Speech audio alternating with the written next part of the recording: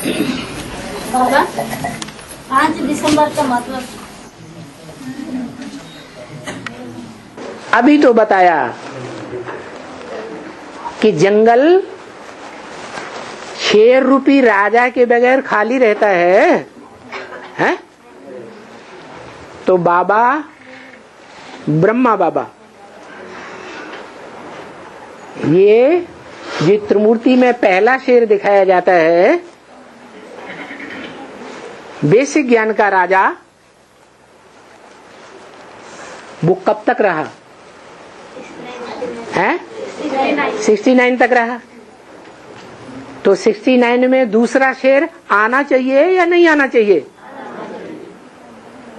अगर दूसरा शेर आना चाहिए तो आया होगा या नहीं आया होगा? आया होगा। तो क्या मतलब है आपका पूछने का? आप तो जानते हैं दूसरा शेर कौन हो सकता है? राम बाप को कहा जाता है, कृष्ण बच्चे को कहा जाता है। बच्चा क्यों? बच्चा बुद्धि माने बच्चा। बच्चा बुद्धि राज की बात को जानती है? नहीं जानती। राज की बात है बाप की पहचान। क्या? बाप की पहचान। यज्ञ के आदि से ही 36-37 से ब्रह्मा बाबा ने सुप्रीम बाप शिव के मुकर्रर रथ को पहचाना। क्या पहचाना? साकार में आए हुए निराकार को पहचाना? नहीं पहचाना। तो राज को ही नहीं पहचाना। मनुष्य सृष्टि के बेहद के बाप और आत्माओं के बाप को ही नहीं पहचाना। तो बच्चा बुद्धि हुआ या सालिम बुद्धि हुआ? बच्चा बुद्धि हुआ। तो उस बच्चे का कोई बाप होगा कि नहीं होगा? वो पहला पत्ता, उस पहले पत्ते को जन्म देने वाला बाप कौन? बीज। तो मनुष्य सृष्टि का बीज किसे बताया है? मुरली में नहीं बताया राम बाप। लेकिन साबित होता है कि प्रजापिता सारी मनुष्य सृष्टि का बाप है। सारी मनुष्य सृष्टि अंतिम समय में उसे अपने बाप के रूप में स्वीकार जरूर करेगी। चाहे वो आदिदेव के रूप में स्वीकार करे, आदिनाथ के रूप में स्वीकार करे, चाहे आदम के रूप में स्वीकार करे, चाहे एडम के रूप में स्वीकार करे, सारी मनुष्य सृष्टि के बाप को मानेगे जरूर कि नहीं मानेगा? बाप को पहचानेगा। बाप को पहचानेगी आत्मा, हर आत्मा। उसके लिए बाबा ने कोई पहचान दी है? साक्षात्कार से बनाए हुए चित्रों में कोई पहचान दी है? अरे उन साक्षात्कार से बनाए हुए चित्रों में भी पहचान दे दी है। नहीं याद आ रहा है? ब्रह्मा बाबा वो ले तो इसको भी उसका रास्ता नहीं पता है ना है? ब्रह्मा बाबा को साक्षात्कार का बात में कोई भी नहीं बताया, राम बाप ने बताया। ये बात ब्रह्मा बाबा को मालूम थी कि राम बाप वाली आत्मा बीज है? तो वो तो बात बेकार हो गई। साक्षात्कार का बात बताया ना, बारह को भी नहीं बताया हमको। सारी मनुष्य सृष्टि का बाप, जिसके लिए मुरली में बोला है बाप है तो बाप जरूर मिलना चाहिए। बाप सिर्फ कहे और कभी मिले ही नहीं, वो बाप नहीं हो सकता। सारी दुनिया की जो भी मनुष्य आत्माएं हैं सब से आकर मिलते हैं। कोई ऐसे बच्चे हैं जिनसे सभी इंद्रियों से मिलते हैं, सर्व संबंधों से मिलते हैं। संबंध इंद्रियों से जोड़े जाते हैं कि बिना इंद्रियों के जोड़े जाते हैं? इंद्रियों से जोड़ते हैं। तो कोई बच्चे हैं सब इंद्रियों से मिलते हैं। कोई बच्चे हैं जो सिर्फ आंखों से देखते हैं, कानों से सुनते हैं। तो मिले कि नहीं मिले? प्रैक्टिकल में मिले ना। तो सारी दुनिया की जो भी आत्माएं हैं सबसे मिलते हैं। कोई को अखबारों के द्वारा पक्का निश्चय बैठ जाता है कि हाँ हमारा बाप यही है। कोई को टेलीविजन में पक्का निश्चय बैठ जाता है। कोई को कंप्यूटर में इंटरनेट के द्वारा पक्का निश्चय बैठ जाता है। बैठता है कि नहीं?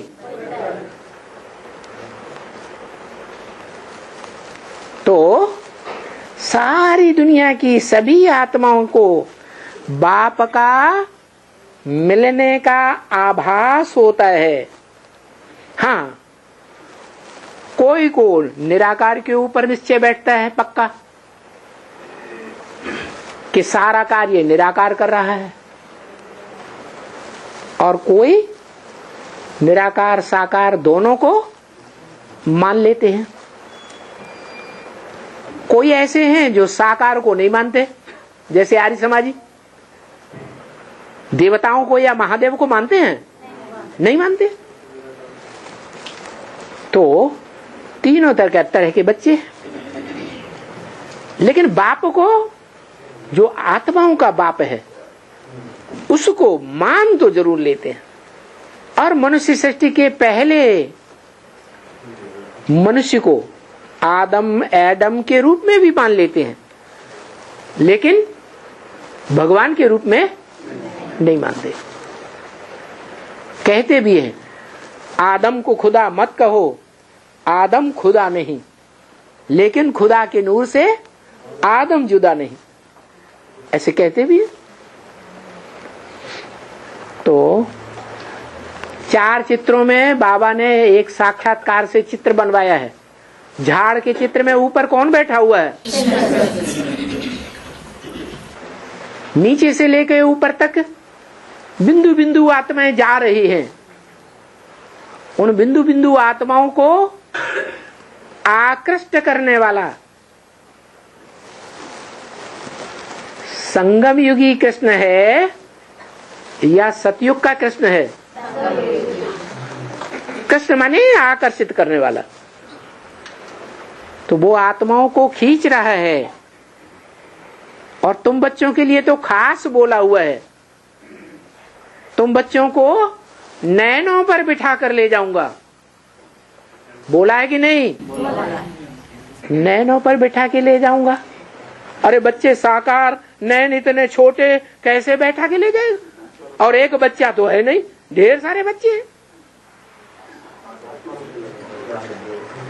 तो नैनों पर बिठा के ले जाऊंगा का मतलब ये हुआ कि दृष्टि के फोर्स से, आकर्षण से इतना आकर्षण करेगा दृष्टि का कि तुम बच्चे देह भान में ठहर नहीं सकेंगे। तुम्हारी आत्मा देह से अलग अनुभव करेगी और खिंची चली जाएगी आत्मलोक की तरफ। तो ये खींचने का दृश्य दिखाया गया झाड़ के चित्र में।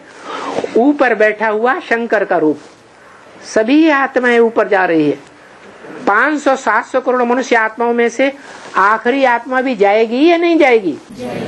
वो भी साकार में याद करके जाएगी या निराकार को याद करते हुए जाएगी?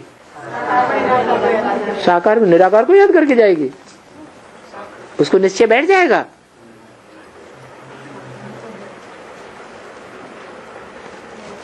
है? अच्छा, निराकार बिंदु को याद करना सहज होता है या साकार को याद करना सहज होता है? जी, प्रैक्टिकल अभी का अनुभव है बच्चों का। याद में बैठते हैं, थोड़ी देर अपनी आत्मा को याद किया, शिव बाप ज्योति बिंदु को याद किया, और फट से भूल जाता है। फिर साकार याद आता है लगातार या निराकार याद आता है? तो हम बच्चों का, जिनको इतना ज्ञान मिला हुआ है सच्चाई का, उनका ये हाल है। तो जिनको पूरा ज्ञान ही नहीं मिलता और बाप सर्व संबंधों से, उनको तो मिलता ही नहीं। तो बताओ उनकी बुद्धि में निराकार याद आएगा, सदाकाल निरंतर आएगा? नहीं याद आएगा। निराकार तो कहता है मैं साकार के बगैर कोई काम करता ही नहीं हूं।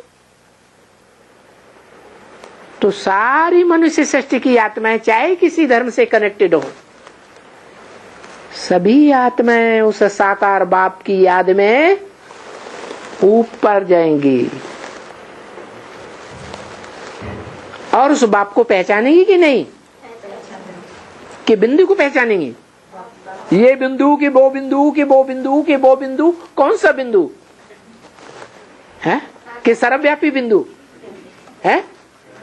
सर्वव्यापी को याद करेंगे?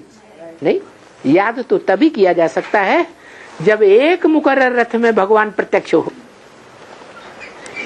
तो उस एक मुकर्रर रथ को सारी दुनिया के सारे ही मनुष्य मात्र नंबरवार पहचानते हैं और नंबरवार परमधाम में सोल वर्ल्ड में जाते हैं और उसका यादगार झाड़ के चित्र में दिखाया गया है।